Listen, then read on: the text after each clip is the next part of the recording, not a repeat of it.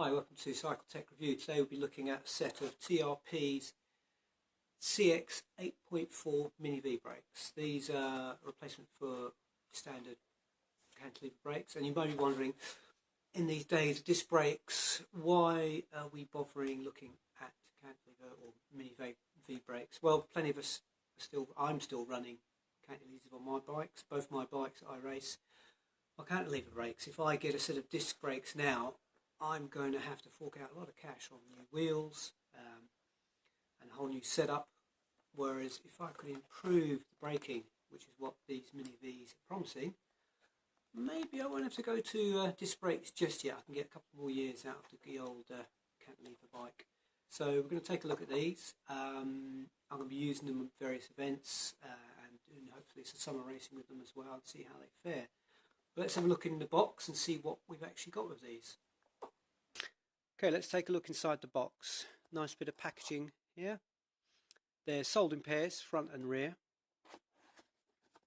And it does look rather nice actually, I wouldn't mind receiving that. And so take the inner tray out. Like I say, it comes as front and rear, nicely labelled in case you're not 100% sure. They're forged arms, CNC machined, so this bare metal face will be machined on afterwards. Titanium hardware, so you've got titanium fittings in here and titanium screws, mounting screws fitted as well. What else is in the box? Well, stickers for all you kids out there. Everyone likes a sticker. And your instructions. Let's put those to one side for the moment.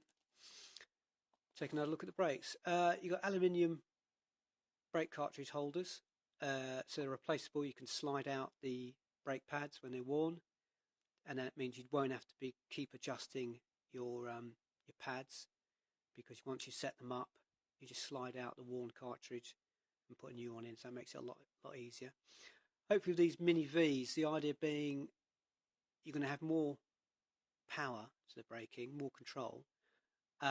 Also being close, tucked in, not like a standard cantilever, which obviously would stick out.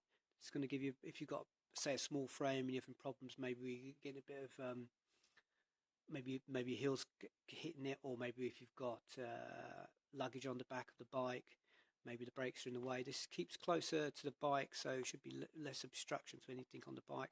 Also, hopefully, might be less likely to pick up mud, twigs, leaves.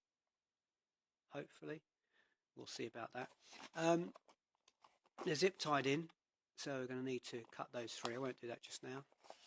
Makes it all nice and secure though, so you should arrive to you nice and safe. The noodles inside the bag here have got a nice little barrel adjuster on them, so when your pads do start to wear, you can take up the wear using that. It's very handy actually. I mean, you should be able to actually do that while on the bike. Just reach down, quick twist, maybe if you're on a longer ride in dusty conditions, or just if it's really gritty and horrible and you're wearing out your pads. That's quite a handy little piece, that. Also in this separate little bag, you got the end pieces there for the noodle, just fit over the end, just help keep the gunk out at the end. That's the idea anyway. Like I say, titanium bolts for mounting. Keep the weight down. Also shouldn't end up looking all horrible, nasty and rusty like you often do when you got your bog standard steel hardware. Nothing worse than that at the end of when you've got a nice lovely clean bike and you've got rusty bolts. As well as the CR, the 8.4s, we've also got from TRP some of their compressionless cabling. Now these are meant for connecting mechanical disc brakes, but we've been told to try and use them. They should improve the feel, the power that you get for the brakes. Compressionless housing with 2 sets of cable, end caps, and not quite sure what those are for. I shall find out once I start fitting them. Anyway, I'm going to be trying all this out on the trails, hopefully taking in a couple of races as well over the summer, and I'll report back on CycleTechReview, tell you what it's like, how easy it goes on, what it's like living with it, and hopefully how much of an improvement it is over standard cantilevers, which I'm really looking forward to. Okay, keep an eye out. Thanks for watching. Goodbye.